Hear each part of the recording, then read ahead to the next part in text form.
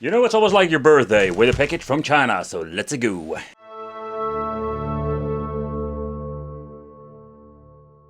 Let's do a quick overview. What are we actually going to get, and is this thing really worth picking up? Beside that, let's take a close look inside the package itself. What are we going to get? So first of all, you can order them with different sizes of memory cards. This is the 128GB, but the unfortunate thing is, better said, I hate it. Because they are not like high quality ones, they can get corrupted fairly easy. I have seen it with game sticks, handhelds, you name it. Then we're going to get ourselves the cable USB for charging. There is no power supply. You need to get yourself a power supply itself, so that's a little bit of a bummer. If you want to apply the screen protector, we're going to get ourselves the wipes for cleaning the screen itself. So in here we're going to find the glass screen protector, so that's pretty damn cool that I'm going to give you one. Take consideration if you order these things, it's always like double check if you're going to get it. Sometimes you have different kind of bundles, and also depending where you're going to buy it. Including a manual. It's a very thin manual actually, not the toilet paper kind, but it's more the glossy one. But to give you a quick overview what you can actually do with it, how does it work, read through it, because there are a couple of things you need to know, but also we're going to show you here in this video. But let's assemble the extra SD card, because that's the first thing that we need to do. Specification wise, it looks pretty damn cool with the Unisoc Tiger T618. That's a 64-bit octa-core. Nevertheless, we're going to get ourselves the Mali G52 running on 850 MHz like a GPU, 4GB of LPDDR4, and then Android 12 with built-in software front end. So at first, I really love the form factor of the device itself, but also when it comes to the button configuration. The reason why, because I am a D-pad player, especially when it comes to retro emulation. But we're going to test out what can we actually play with this thing. At the front we're going to get two joysticks. They're similar to the Nintendo Switch, and they also include the click underneath. Then we're going to get this D-pad, the A, B, X, Y buttons, a nice very clickish home button, and two select and start plastic buttons, not rubberized. I must say that the D-pad itself feels very nice.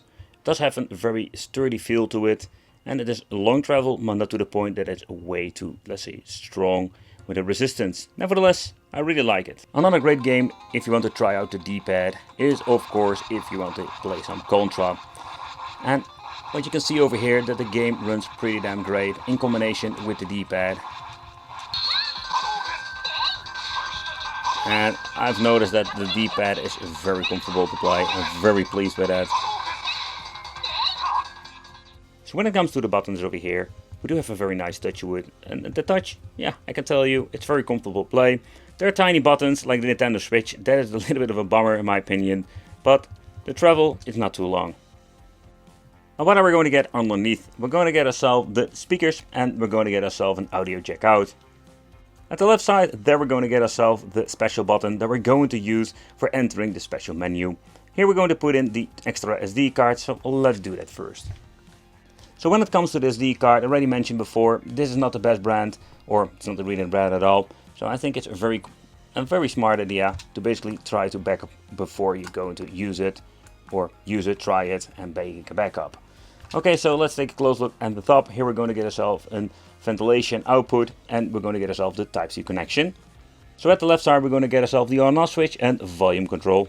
And at the back we're going to get ourselves an active cooling fan. This thing doesn't turn on every single time, so when you're going to be booting it up, then we will have like a second or so that we're going to be hearing it. That's it. And then of course we're going to get ourselves the 4 shoulder buttons, or back buttons. Shoulder, not really shoulder, and back.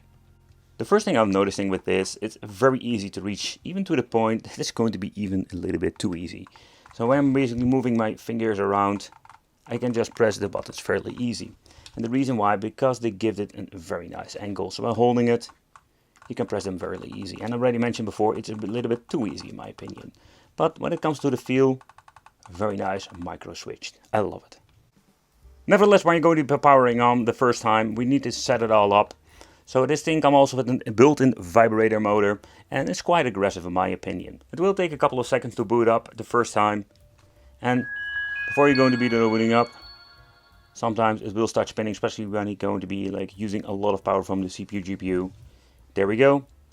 It will set up everything automatically, and there's nothing you need to do. So it's quite nice also because of the touch screen. You can basically also use a device like this, because when it's even Android, not every single device on the market will have a touchscreen. But I think it's pretty cool. They have the option for it. So when the system has been booted up, what you're actually going to get is everything is pre-installed on the device itself. Of course, the Play Store, you need to add your account if you want to do some, let's say, adding new games to your system.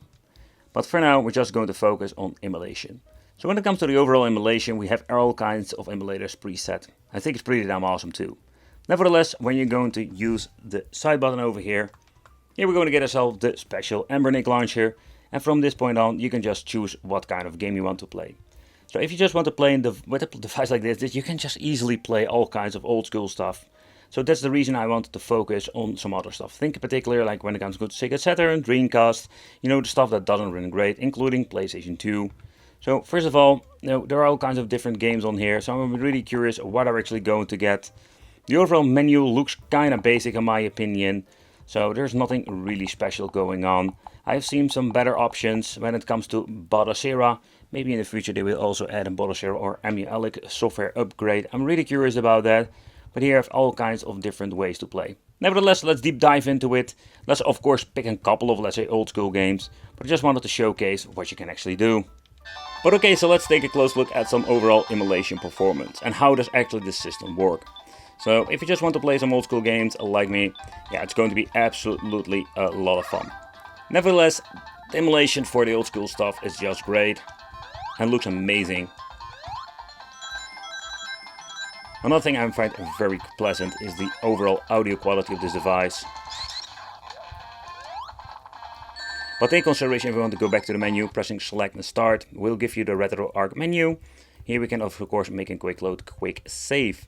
So that's one of the ways you can make a quick load, quick save. If you close the content, we'll go back to the emulator it was actually running on, pressing the button at the side again.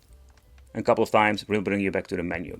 So let's say if you want to choose a different game, it will ask you if you want to have the old game or a new game. So let's choose I want the old game. It will go back to the RetroArch menu because I already went to that point. So it's a little bit strange in my opinion how it all works in my opinion. It's not perfect, but it does the job. So here we need to choose new game and it will put up RetroArch again. And that's it. Another option we can do is holding the home button and this will bring you automatically to the software itself. And from this point on, so let's say I want to return to the game. Here we can make the option for an old game or a new game. Let's say the old game, and now we'll go back to the menu itself. So it works slightly different when you're comparing this with different devices. You can see the game has a quick load, quick save, but also you can use the original save file. So I think it's pretty damn cool. Next up, let's take a close look at the Red Dream emulator. So far I can see, let's put this on off, because I just wanted to see actually how it will run. Vertical sync, frame rate, we're going to put it on there. Resolution up, so it will run in original native resolution.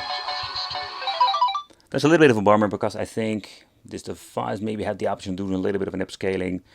Not that it really matters, because it's still a tiny display. It looks just great this way.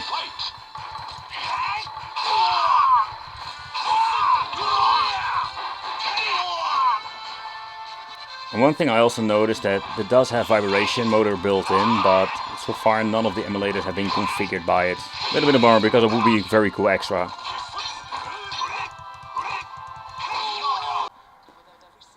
But if you're going to look into the PlayStation 2 emulation, there we're not going to get perfect overall emulation performance at every single game. It just pushes the device to the limit, and you can just hear that it stutters all the freaking time. Even with the first part, I really don't consider this as playable in my opinion.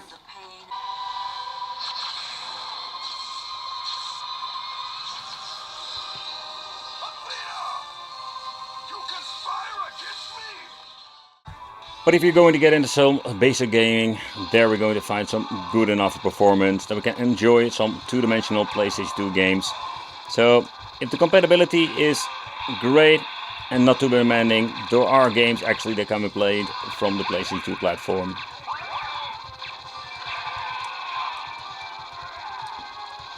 So next up, let's try some Sonic on the Game Boy Advance.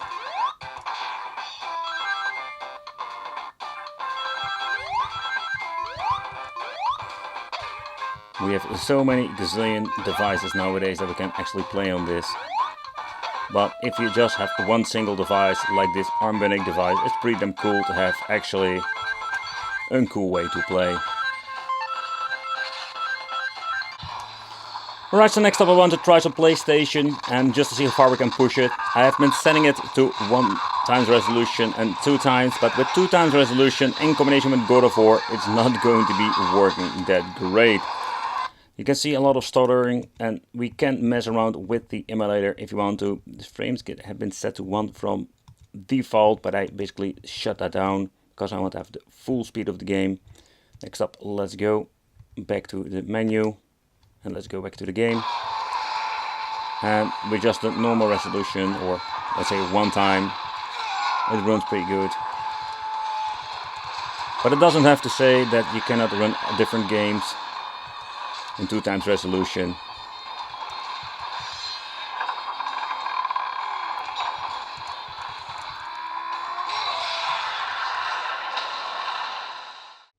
Nevertheless, when you're looking at this particular device, I must say that I'm quite surprised by it. It is a very comfortable device also, does have a very nice weight to it. And yeah, when you're looking at display, but yeah, the software itself feels a little bit clunky when it comes out of the box with the Android launcher. Of course, it's way better than having nothing, but in my opinion, the overall experience, it's okay. Well, thank you all for watching. Consider subscribing, hit the little bell, and it will be great to see you in the next video.